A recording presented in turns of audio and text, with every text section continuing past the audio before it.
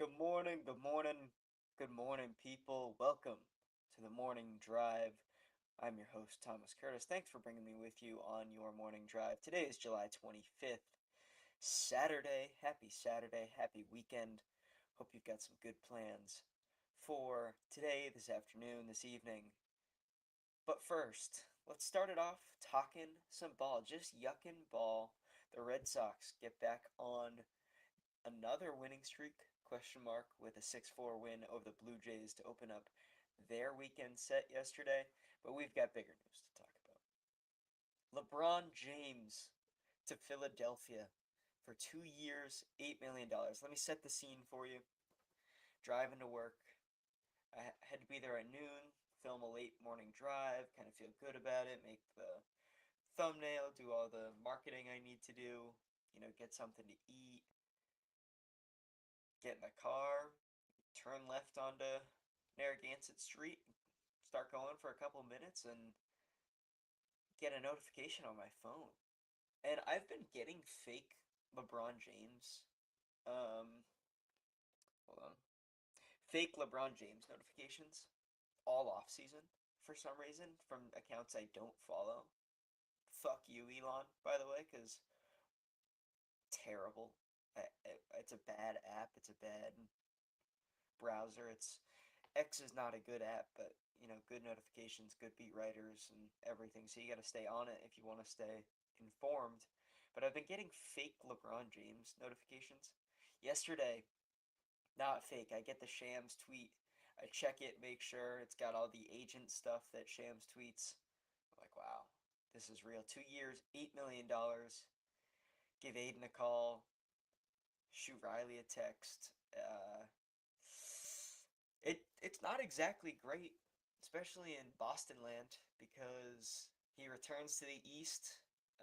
That Philly team, the starting five is juiced.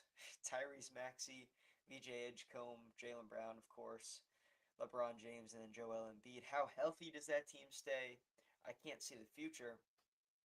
Um, Jaylen Brown plays a lot of games, but outside of that, LeBron misses a lot of games, especially at this point in his career. Embiid, known to take time off, and then basketball is a tough sport on the body, so that team could go down relatively quickly, but you don't expect that to happen. You've got to look at the five on the floor, and shit, LeBron James makes that team really, really good. Clashes a little bit with Jaylen Brown, style wise, getting downhill. Obviously, shoots better than Jaylen Brown and is galaxies better passing wise. I think they're going to use him as more of a facilitator, you know, set the offense up. But the offense was ran through Embiid and Maxey last year, and you're adding two 30% usage guys. You can only wonder how easily they mesh. That's for sure. He turned down Draymond in Golden State, avoids, San Antonio and OKC, turns down Cleveland, turns down Miami. Sorry, Matt Mariani. And 2 years, 8 million doesn't really affect the books over in Philly, who they're paying three max contracts with VJ, obviously only a rookie, but they'll have to pay him in a couple years. So they don't give LeBron a big deal. All in on this season. We've seen Philly go all in before, though, so I'll believe it when I see it. That's enough for the LeBron James discussion. You can kind of have the talk. Why did he wait so long? I will, actually. He's realized he's bigger than the NBA. I've had this conversation with a couple people. He doesn't need the NBA. He doesn't. The NBA doesn't do much of his marketing anymore. I feel like it's LeBron doing his own marketing, and this is another marketing stunt to really wait it out. He makes the post and says he wanted to wait because he thought he was done at the end of last season. I don't think he was ever done. Did we ever think LeBron James was gonna do just a retirement, no retirement tour? Everything about this guy's career has been a tour, and I'm a LeBron guy. But you're not being honest with yourself if you don't think he was ever not taking a tour. So here it is. It'll be a 2 year tour in Philly. That's what it is for LeBron. We'll talk more basketball as we get into the fall. The season will be interesting. The Celtics, of course, we've had a lot of talk on this podcast so far. But the East is good. The East is much better than they were last year when New York made it out. But New York comes back. Philly loaded. Miami gets Giannis. The East, the top half of the East will be really good next year. That's it for the news. Not much yesterday. I made it to a banana ball game yesterday. Not something I'd go out of my way to go to, but shout out to Zach Naffa, the old RA, and one of my good personal friends from Quinnipiac. Lives in Wells, shoots me a text a week ago, maybe, and is like, I got tickets to Banana Ball. It was the Coconuts and the Tailgaters at Hadlock. And as a certified ball guy, ball enjoyer, you gotta go check that out. I've seen it on social media. Certainly not something that like I said, I'd go out of my way to watch, but enjoyable. I can see why that's big. Um, the dancing, the music, the rules are fun, catching foul balls and stealing first base. And they've got this rule where if there's, an easy enough ground ball to say the shortstop, and they can go all the way around the horn, including the infielders, and get it to second base before the guy gets to second, the guy's out, the batter. Or that he can just stay at first. Thought that was interesting. I caught a foul ball, or a toss up, not a foul ball. Gave it to a kid, of course. Almost kept it. Almost, I was looking at it. I'm like, oh, this is pretty cool. Glad I caught this. Then I hear someone give it to a kid, and I'm like, yeah, I don't need this ball. Although it would be cool to have for the collection. Not something I need, but and also obviously cool to give it to a kid. But yeah, way too overstimulating. If I had one complaint, but I think that's the point. Music all the time. There were beach balls all around us in the crowd going up and down. There's so many people in the field while play is happening. Signings going on all over the place by the hooligans, the big fellas in the Hawaiian shirts and the I think it are they called hulas, the like dress things. Lifeguards, a signing, all over the place. It was so much going on. I prefer my baseball less stimulating, of course. Wow, I'm old. I can't believe I just said that, but it was a good time. Great to see NAFA. Hadlock was cool, obviously, and a cool experience for sure. Glad I got free tickets instead of paying for them. But yeah, a really fun time. Moving on, the game that was going on while I was. Oh, another thing. They only played games 2 hours, and they've gotten really good at it. So they set a timer at first pitch of 2 hours, and I think we got to the ninth inning in like an hour and a half, an hour and 25 minutes. And so I get out of that game, walking to my car at 8:45. The Sox are in the fifth inning, so I missed the Sandoval start basically, and then the Weiser giving up a homer to Okamoto, which we'll talk about. But I caught all the bullpen. I caught the late innings, so that was good.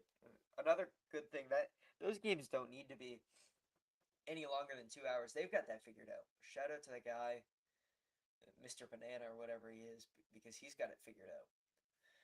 So that was enjoyable.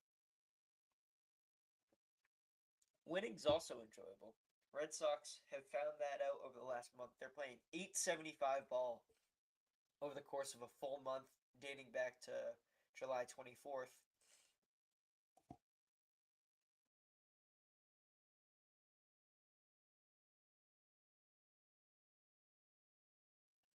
It's too early to be doing this, but excuse me. Um, 875 ball for an entire month is insane. I feel like Section 10 did a bit after the Rocky series that was like, we're just going to play 900 ball and make the playoffs. Did anyone expect them to be right about that? No. But they have been. First off, as we reach the 10-minute mark and we'll start our Red Sox discussion, hand up Anthony Siegler if you are seeing this. which of course you saw the last episode because I called for not your head, but I called for you to be moved down in the lineup because you were batting 170 in July. Sorry. I fully apologize. I'd like to apologize to Anthony Siegler and anybody else I've hurt with my comments towards him in recent days. I will take full credit for the performance yesterday because I lit a fire under his ass. 4 for 5, a leadoff homer. Stick that right up your. Never mind. Anthony Siegler, 390 to the right field bullpen to lead it off. Sox go up 1-0. Shoot! Let's do this. If we're gonna dance, let's really dance, Siegler. Let's not make that like your kind of last burst of energy before you die. Figuratively speaking, of course. Let's really go now because you just bought yourself probably another 10 games in the leadoff spot. And it wasn't just the leadoff homer. 4 for 5. That home run, a double for an RBI off the wall late. Insurance run. They were up 5-4. He turns it into 6-4. And 2 more knocks. He was on base, scored a couple more runs. That's what you want in a leadoff hitter. I'll take it. Hand up apology. Sorry, Anthony Siegler. Um, but can you blame me? We'll go to who I was asking for, Jarren Duran and Masataka Yoshida. Duran, 2 for 4, 2 doubles, scores a run on Romy's RBI, pinch hit. The go-ahead, run. So he was good. Yoshida 0 for 2, 2 walks, on base twice. So all three of the guys that were in contention for the leadoff spot for me played well last night. Siegler bought himself a lot of time in that spot now. Go ahead. Let's go. Let's really go now because you're still, even with that performance, it's 200 in July. 9 for 54. I don't know if I said that in July entering Friday's game. In the third inning, Cedar Rafaela hits a homer. Siegler is the other run in the 2-run jack. He was 2 for 5 with two RBIs. Excuse me. Shout out to Seti playing phenomenal defense as always. The home run, the way he's hitting, he's gotten better in the second half, which was something that kind of was a concern the first 2 years, dropped off after July and into August. He's better now. He moved up to second in what? June? Early June? Maybe even late May? And has been one of the top 3 hitters on the team for an extended period of time now. And when you're playing Gold Glove defense, what is he at? 15 defensive runs saved. He's everything you want in your center fielder and much, much more. There's not, some aspect of his game that you can point at. Maybe the challenges. I'm sorry. Yeah, Cedar Rafaela, plus 16 defensive runs saved. He's produced like $97 million worth of value so far into his 8-year, $60 million contract. There's two ends of the spectrum because you've got the Christian Campbell deal where he just hit his third home run of the year in AAA, and you're paying him, I think, the same amount. I can't remember the number off the top of my head.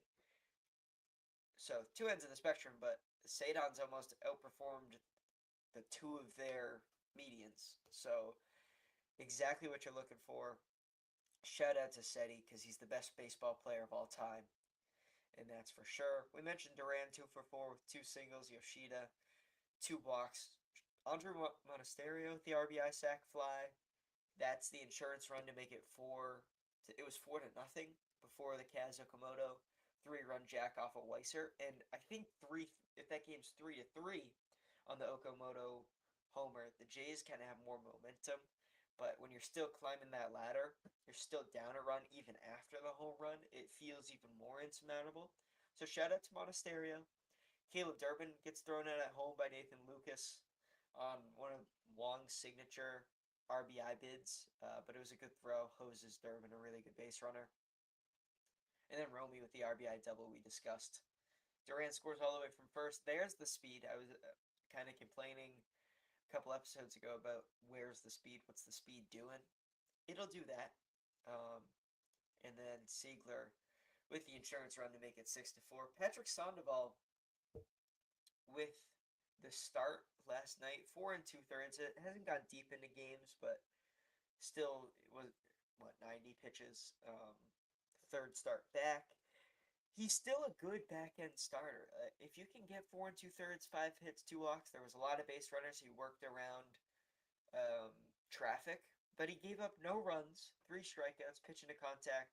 I don't know what his ground ball rate was. I could get to Savant. We'll do that now. Um, we've been so spoiled the past month with our start, really all season with our starting pitching, that the 4 2/3 doesn't feel like it's much of anything. You're kind of left wanting more because you want the quality start. But in games where you just need to get to the bullpen, because you get to the bullpen here, and usually you're fine getting to Weiser in the fifth, or Guerrero in the fifth. You're definitely fine getting to Guerrero, and then you want to go Weiser, Whitlock, Chapman.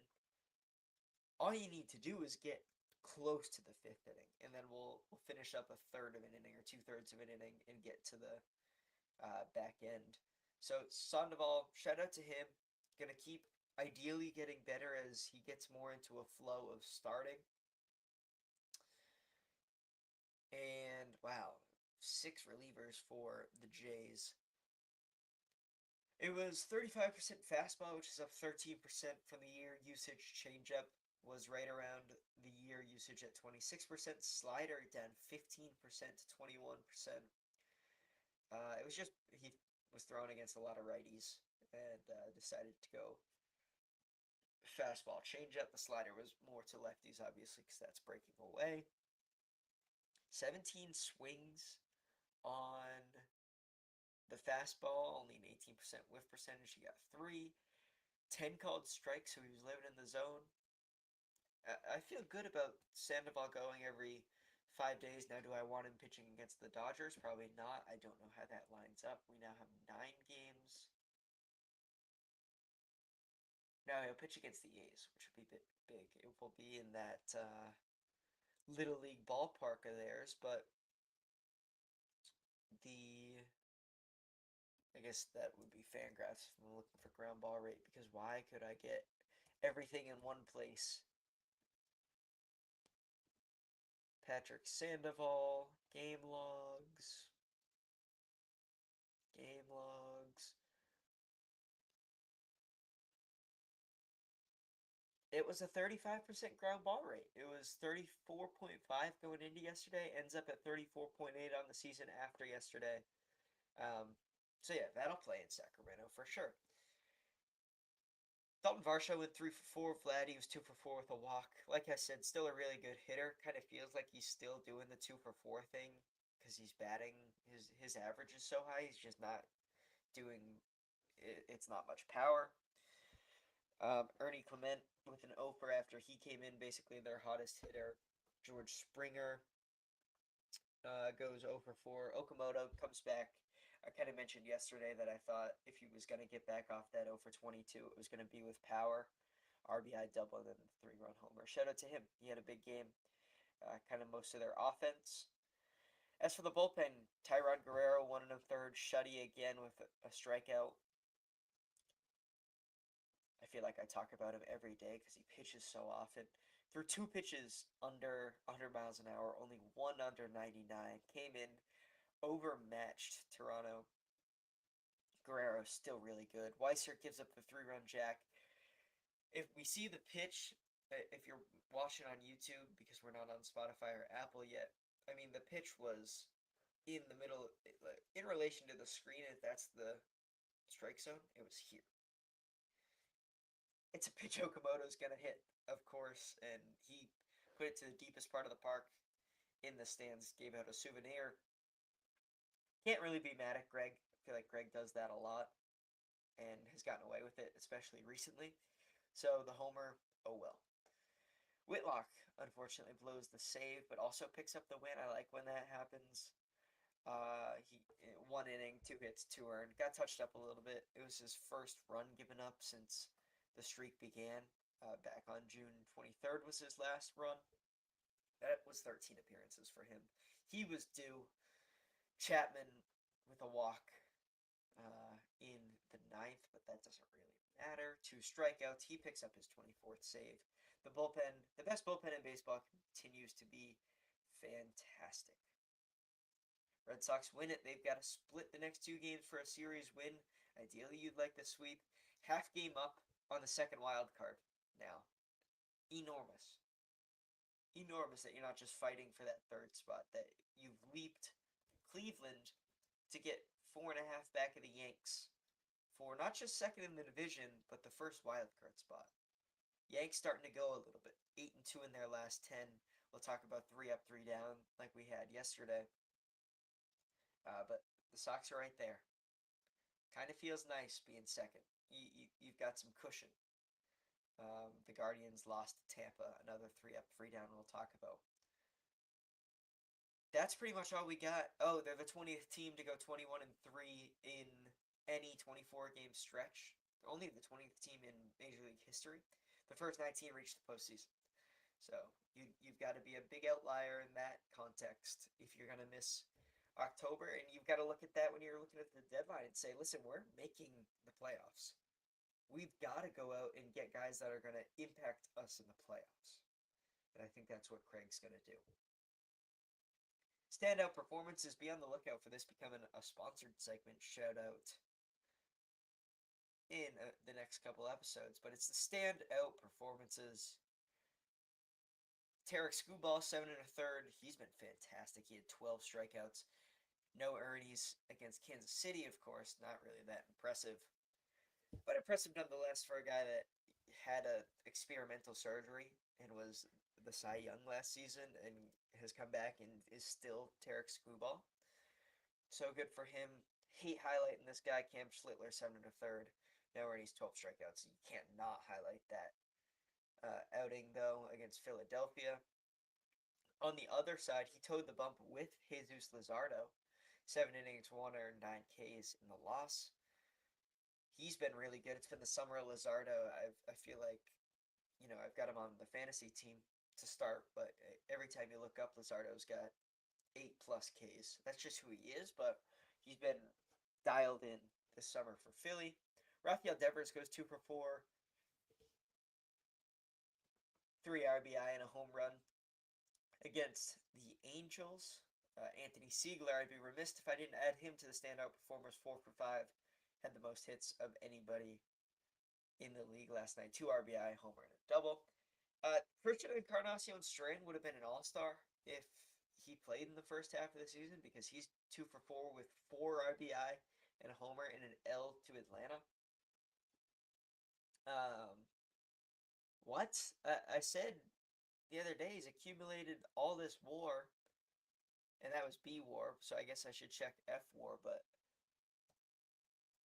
Encarnacion Strand. Why is he so good? It's just a heater. He was projected no WAR. He was projected 2 games coming into this season. In 5 games, he's got 0.5 WAR. That's 0.1 WAR a game. He's been really, really good for Baltimore. Of course, they lose the game, which is big for the Sox as they drop to 50-54. Their 3rd loss in the last 10 games, though. So they still kind of feel hot, but a loss, and if they're playing Atlanta for 2 more, that could turn into a 5-5 the last 10. Excuse me. 7:06 a.m. Yeah, I'm gonna yawn. Don't get mad at me. Finally, Roki Sasaki goes 7 innings, an earned run and 9 Ks in the win against New York, the Mets. That was one of my oh my god don't cares, but Roki 7 innings, 9 Ks for a guy that has had his issues this season. Turned it on a little bit in July. And now for our 3 up, 3 down monitoring. The Yankees beat Philly 1-0 as we discussed the Schlittler and Luzardo duel. They win the first game of the series. Texas beats Seattle 5-4. And then Tampa Bay beats Cleveland 11-3 as they get to Cantillo early. They chased him after 3 2/3. So They're the interesting ones, the ones that pique my interest. And then three down, the Dodgers beat the Mets 4-2. Colorado beats Milwaukee. Not that it really matters, but they win 5-2. And San Francisco beats the Angels 7-6. As for the three up to three down game, probables for today, it's Ryan Weathers versus Phillies TBD. Weathers 3-7 with a 4-4 for the Yankees. Cleveland throws Tanner Bybee versus Nick Martinez. Martinez 9-2 with a 2.59 this season. And finally, Texas and Seattle at 7:15 p.m. tonight. Brian Wu, the Wu Terang Clan member, 7-6 with a 4.16 versus Eovaldi, former Wu Terang Clan. And if only one person understands that, he's 9-8 with a 4.21. Those are the three games to monitor tonight. Because the wild card has the Mariners at 51-53. They're 2.5 back of the Guardians, who are a half game back of the Sox. They sit in the third wild card spot. Texas, 52-51. They're the divisional leader, so they hold a wild card spot. Of course, the Yankees directly above the Red Sox. There's the three up, three down, at 7:08 a.m. I've got to be at work at 8, so that's kind of what I got for the Morning Drive episode 6. Thank you for watching. Of course, like, subscribe, drop a comment if there's something you want me to talk about or something I talked about that interested you today. If you'd like to help make this show possible or much better here in the future, thomaslikesbaseball@gmail.com, or, you've got my contact if you're watching this. Hit me up. We'll work through it. So, that was Morning Drive 6. 7? Oh god, I think I titled it 7, but I'm unsure.